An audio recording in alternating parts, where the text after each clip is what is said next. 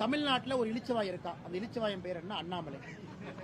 ஏன் அண்ணாமலை இளிச்சவாய் அண்ணாமலைன்னா, எம்எல்ஏ கிடையாது, எம்பி கிடையாது, பஞ்சாயத்து தலைவர் கிடையாது, மக்களுடைய வரி பணத்தில் ₹1 எனக்கு சம்பளம் கிடையாது. ஆனா வருஷம் நான் பேங்க் அக்கௌண்ட் ஸ்டேட்மெண்ட் ரிலீஸ் பண்ணுவேன். இங்க பாருங்க, 10 வருஷம் பேங்க் அக்கௌண்ட் பாத்துக்கங்க, எல்லாத்தையும் பாத்துக்கங்க, ஸ்விக்கி ஜொமேட்டோ என்னென்ன வாங்கியிருக்கேன்னு பாருங்க. அது ஒரு பக்கம். நான் சொந்தமாக நான் சம்பாரிச்சு ஒரு விவசாய நிலம் வாங்கினாலும் நான் மட்டும் எக்ஸ்பிளனேஷன் கொடுக்கணும். இன்னைக்கு நீங்க ஆர்டிஐல போட்டவே தெரியும் சகோதரி அவர்களே, என்னுடைய பட்டான் என்ன உங்களுக்கு தெரியும், அதை மறுக்கல.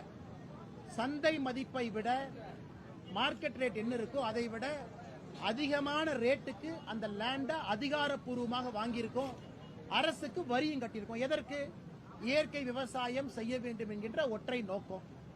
அடுத்த 5 வருஷம் நீங்க என்னை பார்க்கத்தான் போறீங்க, விவசாயம் பண்றேன்னா விவசாயம் பண்ணலையான்னு, இயற்கை விவசாயம் இருக்கிறனால. ஆனா இன்னைக்கு தமிழ்நாட்டில் நான் ஒரு அரசியல்வாதி தான் உண்மையை சொல்ல வேண்டும் என்றால், மக்களுடைய வரி பணத்துல ₹1 வாங்காம, ₹1 மக்களுடைய வரி பணத்துல சம்பளமா வாங்காம, நான் மட்டும் 6 மாசத்துக்கு ஒருக்கா என்னை பாருங்க இதான் செய்யறேன், என்னை பாருங்க இதான் செய்யறேன். அதனால இளிச்சவாயினால நான் என்னங்க? இதுல எதிர்கட்சி நண்பர்கள் எல்லாம் சொல்றாங்க, அண்ணே அப்ப நீ லேண்ட் வாங்கியிருக்கிற, யாரு பணம் கொடுத்தா? ஏன் நான் சம்பாதிச்சேன், நான் சம்பாதிக்க கூடாதா? நான் இருக்கின்றேன், மனைவி இருக்கிறாங்க, குடும்பம் இருக்கிறாங்க, நாங்களாம் ரோட்ல சும்மாவா உட்கார்ந்து இருக்கிறோம்? எங்களுக்குன்னு வேலை இருக்கு, செஞ்சுக்கிட்டு இருக்கிறோம், மக்கள் பணியை செய்யறோம், அரசியல் செஞ்சுக்கிட்டு இருக்கோம். இருந்தும் எதற்காக வெளிப்படையா நான் இருக்கிறேன்னா, நம்ம நம்பி இருப்பவர்கள் புரிந்து கொள்ள வேண்டும் நான் என்ன செய்யறேன். அரசியலும் பண்றாரு, இந்த வேலையும் செய்யறாரு. அப்பப்ப குறிப்புகள் கொடுக்கறேன். இன்னைக்கு திமுக இருக்கு, டிவிஎஸ்சி இருக்கு, அவங்க கையில ரெவென்யூ டிபார்ட்மெண்ட் இருக்கு, அவங்க கையில தாசில்தார் இருக்கிறாங்க. சோதனை பண்ண சொல்லுங்க. மார்க்கெட் ரேட் என்ன ரேட்டுக்கு நம்ம ரெஜிஸ்டர் பண்ணிருக்கோம்னு கேட்க சொல்லுங்க. எவ்வளவு அரசுக்கு வரி கட்டி இருக்கின்றோம் அதையும் டிக்ளேர் பண்ண சொல்லுங்க. அதையெல்லாம் செய்யணும். எந்த வரி பணமும் மக்கள் பணமும் இல்லாம இவ்வளவு வெளிப்படை தன்மையாக நான் இருக்கின்றேன். என்னுடைய வங்கி கணக்கு 1 ஆண்டு 2 ஆண்டு அல்ல, 10 ஆண்டுகளுக்கான வங்கி கணக்கை போன ஆண்டு வெளியிட்டிருக்கேன்.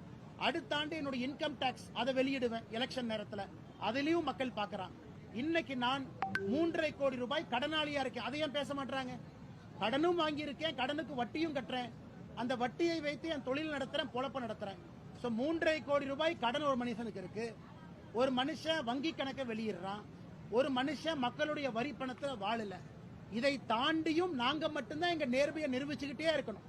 காமராஜர் ஐயா நிரூபிக்கணும், காமராஜர் ஐயாவுடைய கால் தூசிக்கு சமமாக இருக்கக்கூடிய நான் நிரூபிக்கணும், நாங்கெல்லாம் நிரூபிக்கணும், மற்றவங்க யாரும் நிரூபிக்கவே மாட்டாங்க. இதான் தமிழக அரசியலுடைய தூரதிருஷ்டம்.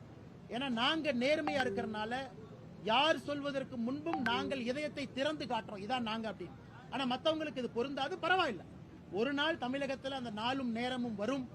அரசியல் யார் வந்தாலும் கூட திறந்த கண்ணாடியாக இருக்கணும். நாங்க இன்னைக்கு திறந்த கண்ணாடியா இருக்கோம்.